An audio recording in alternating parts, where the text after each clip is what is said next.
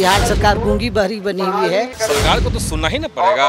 विधानसभा का सत्र होता किस लिए? हम उठाएंगे, सरकार सुनेगी। सरकार अगर नहीं मांगेगी तो भविष्य में हम अनिश्चितकालीन हड़ताल करेंगे और उससे भी नहीं मानेंगे तो फिर हम महामहिम राष्ट्रपति से इच्छा मृत्यु का हम लोग मांग करेंगे। नमस्कार, देख रहे हैं अभी आपके साथ वर्मा। देखिए, इस वक्त हम राजधानी पटना के गर्दनी बाग धरना स्थल पर है और बिहार समावेशी शिक्षा संघ के द्वारा धरना किया जा रहा है। पटना के गर्दनी बाग में संदीप सौरभ पहुंचे।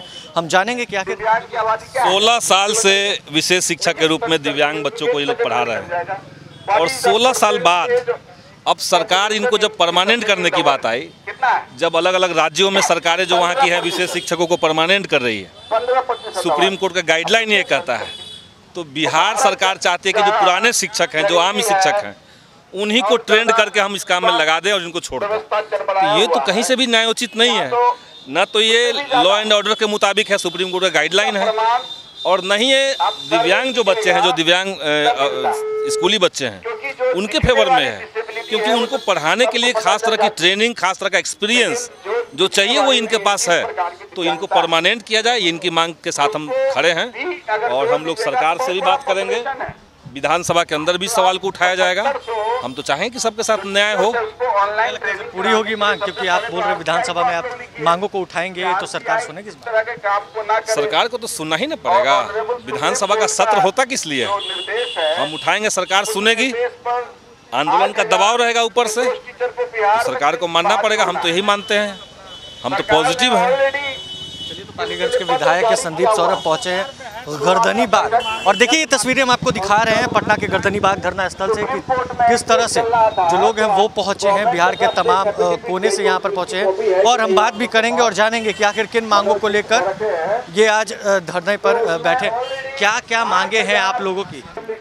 16 वर्षों से किसी प्रकार की बढ़ोतरी नहीं हुई है। दिव्यांग बच्चों के लिए लोग काम करते हैं और ये सरकार जो है 16 वर्षों से लगातार लोग कर रहे हैं, लेकिन किसी प्रकार से 1 रुपया की बढ़ोतरी नहीं हुई है। ये सरकार और बिहार शिक्षा परियोजना सुप्रीम कोर्ट का आदेश के बावजूद भी उसकी भी अवहेलना कर रही है।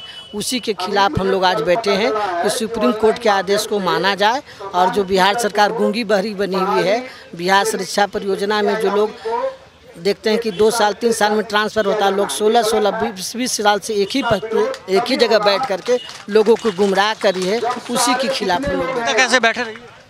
आज तो 1 दिवसीय सांकेतिक हड़ताल है। यदि इस पर सरकार हमारी मांग नहीं मानती है तो आगे अनिश्चितकालीन धरना होगी। संदीप सौरभ पहुंचे थे, क्या लगता है मांग आपकी अब सरकार तक पहुंचेगी?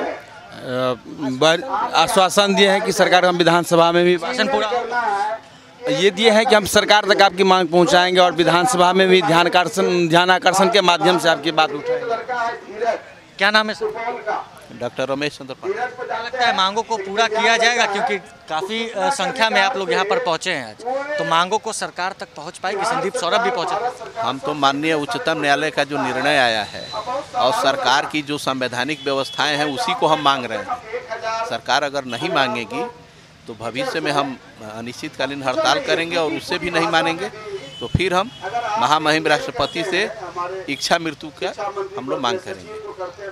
सर्वोच्च न्यायालय का आदेश दिया हुआ उसका सरकार अनुपालन नहीं कर रही है। कोर्ट का ऑर्डर सरकार नहीं मान रही है, अब आप धरने पर बैठ गए हैं। क्या लगता है क्यों सरकार चुक रही है कि आपकी बातों को नहीं सुना जा रहा? सरकार का मानसिकता ठीक नहीं है। सोच रही है कि जो शिक्षक स्कूल में पढ़ा रहे हैं, सरकार चाहती है कि उन्हीं को हम स्पेशल ट्रेनिंग देंगे, जो कि संभव नहीं है। जो कि हम लोग जो है विशेष शिक्षक RCI से निबंधित है, भारतीय पुनर्वास परिषद को निबंधित करती है और 2 साल 4 साल का ट्रेनिंग करके हम लोग विशेष शिक्षक का पद को प्राप्त किए। शिक्षक जी, दिव्यांग बच्चों को पढ़ाने के लिए।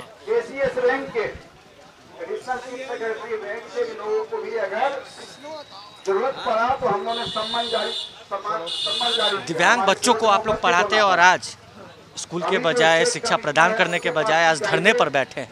क्या मजबूरी है? मजबूरी ये है कि हमारा लगातार 12 वर्षों से न भत्ता बढ़ा न मानदेय वृद्धि हुआ और हम ऐसे बच्चों पर काम करते हैं जो समाज के अंतिम पायदान पे हैं और हम उनको शिक्षा के मुख्य धारा में लाते हैं।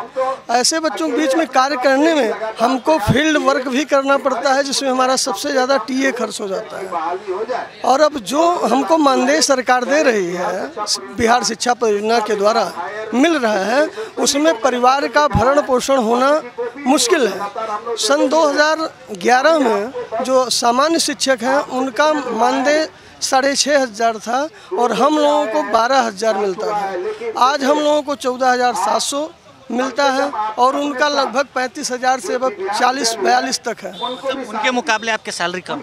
उनके मुकाबले कम नहीं, उनके मुकाबले बहुत कम है। उस 6 पाते थे, हम 12 पाते थे। आज जो 40 हैं, हम 14 हैं। क्या क्या दिक्कत होती है सर सैलरी? क्या है सर?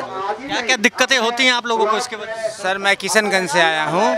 हम लोग का जो 2010 में मेरा ज्वाइन किए थे, मैं विगत 12 साल से काम कर रहा हूँ।